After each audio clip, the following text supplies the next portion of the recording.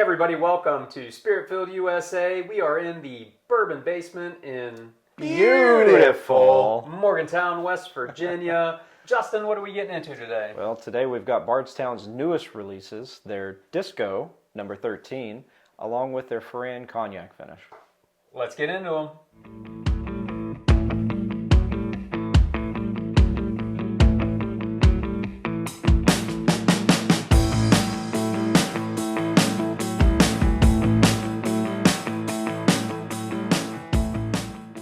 Welcome back to Spirit Filled, the Bourbon Podcast. That's Not a podcast. Not a podcast at all. not a podcast. And we're on episode number 9. Nueve. Exactly. You know, I was at a function at my old high school. It was honoring my late uncle. He's in the Hall of Fame at my at my high school. And I saw my old Spanish teacher. So she's going to be proud that I remembered this. What was your Spanish name? It was Jesus, but I was a vain kid. It's neither here nor there. Well, did you take Spanish? I did. My name was Jose. Mine was Rafa. Sometimes my Spanish teacher and I, we didn't see eye to eye. So anytime I got in trouble, she'd say, Raphael. Oh, gosh, we need to move on. But anyway, so I bet you guys are pretty anxious to crack into these. You picked them up a few weeks ago at Kentucky Bourbon Fest. Mm-hmm.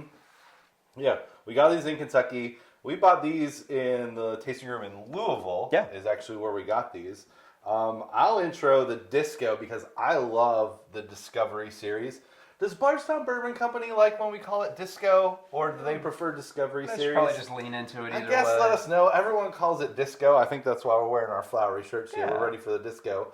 I made them listen to Disco Duck before we shot this shirts in their brain. Disco Duck. I digress. But these are getting more popular the last few years. Also, Bardstown has been killing it, so they've gotten more popular. Yep. They've released like the Cathedral and the Hokkaido Mizunara finish, which have been very, very popular. But this is the Discovery series, which I think starting 2 years ago with Disco 11 was an insanely popular release. It's one of my favorites, probably my favorite Bardstown bottle that I've ever had. That's got rumored some older wild turkey or maybe buff turkey in there. I don't know. I don't think they've ever said officially, but it Legend has it. delicious. And then Disco 12 has also been very popular, but a much smaller release. So folks have had trouble getting a hold of that. I passed up on Disco 12 last year when I was in Bardstown because I bought a backup of Disco 11 because I liked it so much. Sure 12 did. was right there in front of me and I passed on it, so that's my regret. That's okay. I bought 9 at that same trip. So. That's right, you did. Yeah, okay, I don't feel so bad anymore. But for Disco 13, I feel like Bardstown is really popping off. They're very minimalist, but like this is as much of a party as they get with their little holographic label. Yeah, it definitely catches the eye. Disco 13. So, great job. This is a double barrel, so it's kind of a double oaked finish with Hungarian oak. Yep. And that is a first for the Disco series as far as I know. So that makes it really unique, and I'm excited for that reason. It is. And then the second bottle we've got is their Ferrand Cognac finish. This was also, well, speaking of finishes, this is part of their finish series where they partner with different folks. This is technically their second release of a partnership with Ferrand, doing a cognac barrel finish. Okay, yeah, they Yep. do a lot of collaborations, don't they? Yeah, they do. They do. This one is technically a Burr rye. It has 7% rye, but it is that Bardstown rye, which is quite I'm good. excited. You might not be. But yeah, this one spent its normal lifespan in regular American oak barrels and spent 15 months in the Ferrand Cognac barrel. You know what I like about Bardstown is the transparency. Yeah, yeah. They that's a really put what's nice in touch. it right there on the side. Yep. The Disco 13, 20% of it's 15 year. Yeah, that's great. And with the mash bills even that they put on there, sometimes you can figure out, well, a lot of times you can figure out what distillery those came from just based on the mash bill numbers. So that's a really nice piece of it. And man, Bardstown doesn't miss a whole lot. And I didn't know that there was rye in the Ferrand, but I'm very excited about that because when they take you on a Rick House thieving tour, which I got to do a couple years ago, Oh, nice. we got to try their barrel-proof rye. Oh. That was their own distillate, and it is phenomenally good. And back then it was 5-year, so like I'm really excited that they have a little bit of that in there too. I think the rye that's in this is a 6-year. Even better. So Bardstown didn't miss a beat on the cognac finished. Not it's, at you know, all. it seems like They're not everybody's missing the trick. doing one, and we just recently did the 1792 cognac finish, and I'm sure we'll do a couple more cognac finishes as time goes on. And speaking of the Kentucky Bourbon Festival that you all attended a few weeks ago, I think you'll see we'll do Silk Velvet maybe here in a couple weeks. But did anything else stand out to you guys during that time, or you know, any surprises that you saw at the fest? Yes. Yeah, Absolutely. quite a The bottle that I think stands out to me that was from a lot of the craft, like all the craft distilleries are in one end of the festival, and all the like big major distilleries are in the other. But I think what stood out even above all of the big distilleries that we got to try was Buzzard's Roost has a cigar batch that is totally amazing. And we got to talk to the blender there. Yeah, and their some of the master staff, blender. who was telling us a little bit more about that bottle. And it's really amazing. I don't think the release is huge, so like probably got to put in some work to get that. I don't even know what their distribution is like in different states, but like if you are in a state where you can get the Buzzard's Roost cigar batch, I suggest you grab that if you see it. That's grabbed- a standout for me. We grabbed 2 of them, and the master distiller was nice enough to sign the bottles for us. So. Yeah, they were really great. Well, sounds like that will be a review here in the near future. Might have to be. Gotta be. What was the standout for you, Justin? Oh, well, you stole one of them, and then the Silk Velvet was another. What about that new Louisville that we tried? It wasn't at the Bourbon Fest, but Oh yeah, that wasn't at the Bourbon Fest. We went by an Evergreens and went by their tasting bar, and we got to try a downtown butter brown. Downtown Yeah. Butter Called- Brown, yeah. Sounds like a 1980s baseball player, overweight catcher. Yeah. Downtown Butter Brown at the plate. It was an interesting. It was an interesting bottle. Had even more interesting artwork to it, but boy, the flavors on that! It was the biggest butter flavors I've ever gotten out of a whiskey. Oh my gosh, it was. It was like 130 proof, and it just like went down so smooth. It was brilliant. That was such a good bottle. But they're sold out everywhere. are We s- only got to try it. We didn't get to buy a bottle. They're super sold out. We looked. All right, friends, we've poured them both out. We've let them sit for a few minutes. They're opened up, so it's time to go in and get introduced to these couple of bottles. And we're going to start with the Disco 13. Disco Duck. That's been stuck in our heads this entire Oh. episode. Oh my gosh. That is oak and vanilla, And more oak. and more vanilla and more oak. It's like a bomb on those, but it's almost like like an almond buttercream sort of thing I get now. Yeah. Yeah, Like a confectionery that's exactly the 2 notes on the nose that stand out. Oak by far, and then sort of like an amaretto buttercream by far. I feel like, and it's just barely, right at the end, I'm getting a little bit of like toasted bread. Like just, maybe that's Yeah. the char coming through in the barrel. As long as you're not having a stroke, that's a great note. Hopefully not. No toast. All right, I'm not messing around anymore. This is literally kind of making my mouth water. Like it smells amazing.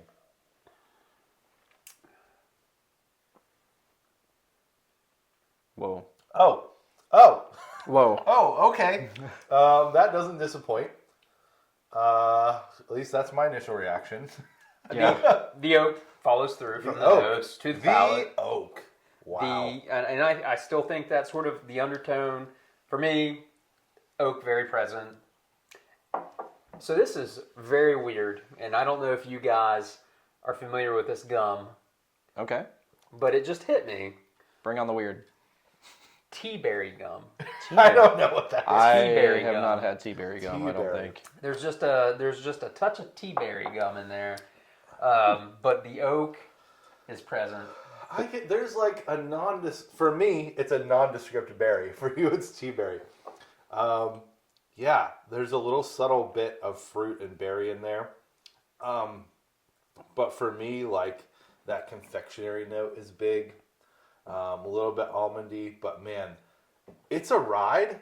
Okay, like it's really subtle in the beginning, Yeah. and then all of a sudden it's just like boom, bam, bam, bam. It's like all of a sudden, like the blitz got called, and the oak and all of that hits you, like really ramps up. And then it's like fading out, and then it ramps up again. It's like a double oak hit, which obviously, if you're not like a huge oak fan, this is probably gonna like leave you like, do I like this or do I not? But I'm a fan. You go, Justin. I'm saying too many words. No, not at all. No, I couldn't agree with you more. This is a roller coaster of a sip. It starts out smooth, the oak explodes, it calms back down, and then it explodes again. And I feel like on that second sort of hump on the roller coaster, if you will, that's where a lot of maybe the berries that you're finding comes out. It gets a bit more astringent, gets a bit more tight on the burn even. I don't know. It makes me think. Little astringency. Also a little bit of a peppery finish. Uh-huh. You know, there's a little bit of like a white pepper going through on the end of that. Definitely some on the Nutmeg, finish. Yep. some baking spice. Definitely pepper. But you know, more oak.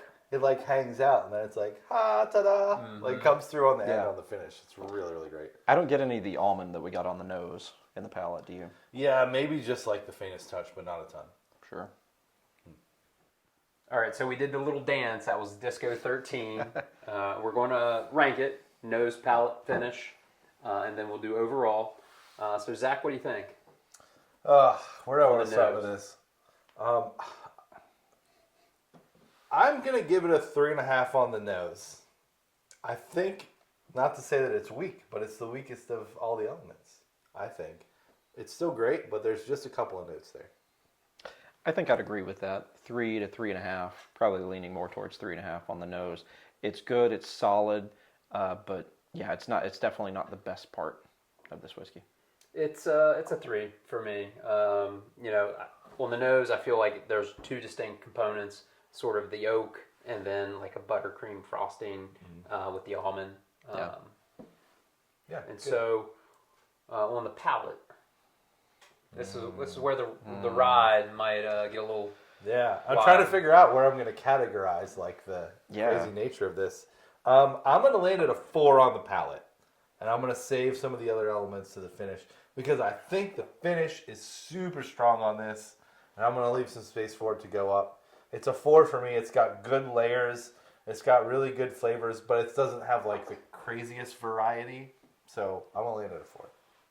Yeah, I'd say I probably landed a 4 as well. I might lean a little bit towards 3.5, but I'm also holding out for the finish just because of the ride that this gives. It's a 3.5 for me. Heavy on the oak isn't one of my preferences, and so probably a 3.5. I'm a fan of the oak. Yeah, I can totally understand that. If folks aren't super into oak, this is probably not your bottle. Yeah. But on the finish, I'm doing a 4.5, man, because like the viscosity is fantastic. Good So mouthfeel, it keeps it going. It has just enough of a tannin, but it doesn't dry your palate out, but it kind of makes you want to take another sip. Like it makes your mouth water. And then that unexpected like peppery nutmeg baking spice with the oak at the end that isn't there in the front, that bumps it up for me. Yeah.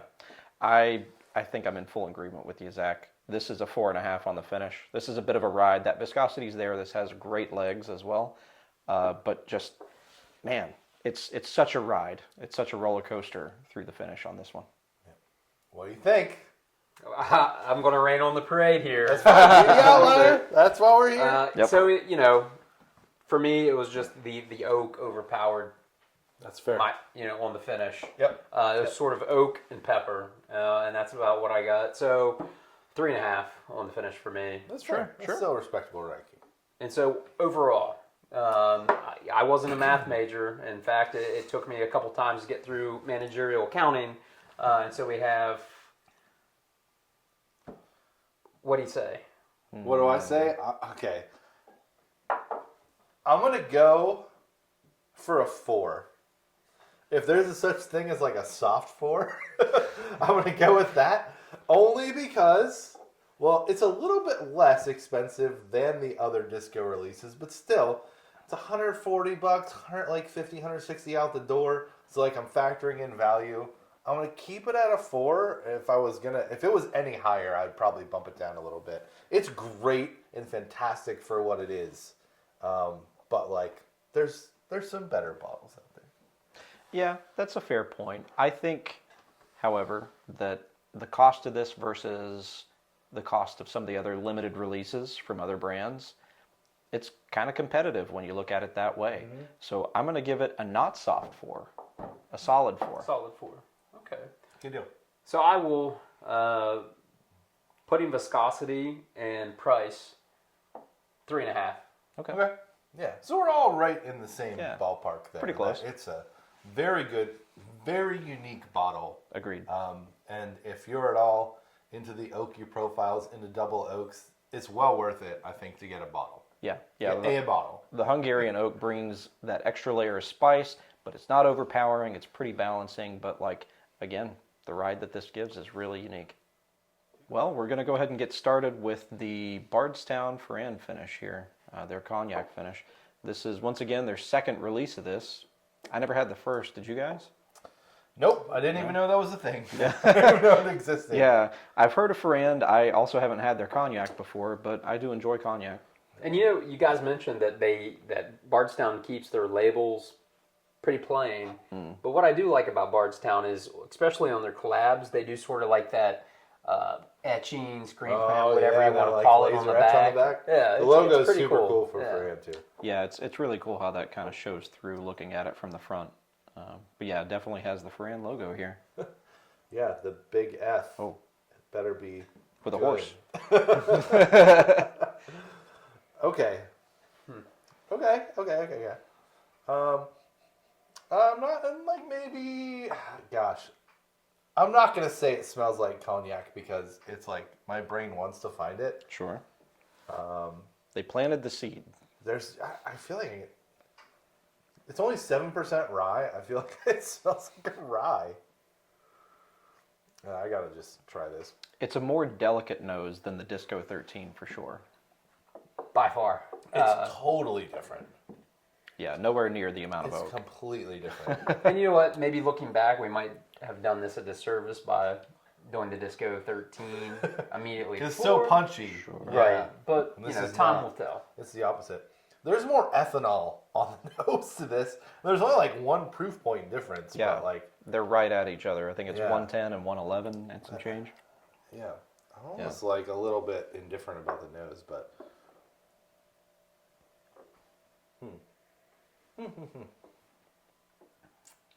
I mean, I'm grasping at it being a collab with a cognac company. Like, I'm not really getting much of that sort of grape soft undertone on this. I'm getting it on the finish. Like a white grape peel. Like not a super intense cognac flavor, but like a little bit on the end. And cognac has that like really delicate like cinnamon grape note that comes through on the end, and I feel like that is coming forward.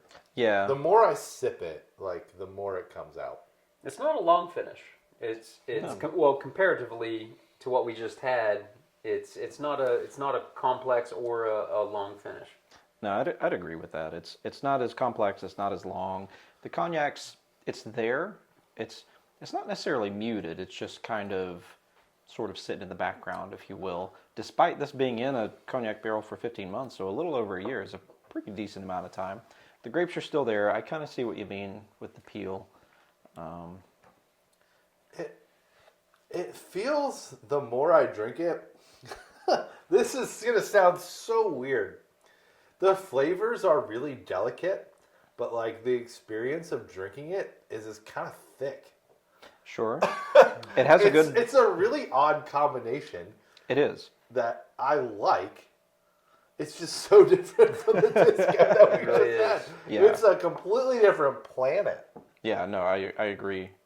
It is a very different experience. Both the nose, the palate, they're pretty delicate, but that viscosity there, like, I mean, I don't know if that comes through on the camera, but it's just got a layer along the top of my glass here. Does that 6-year Bardstown rye come through for you?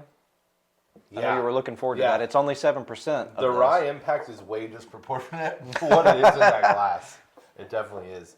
I feel like that not saves it, but like amps it up for me. Sure, yeah, it brings it back up. It brings some spice elements to it because, cognac doesn't have a lot of that.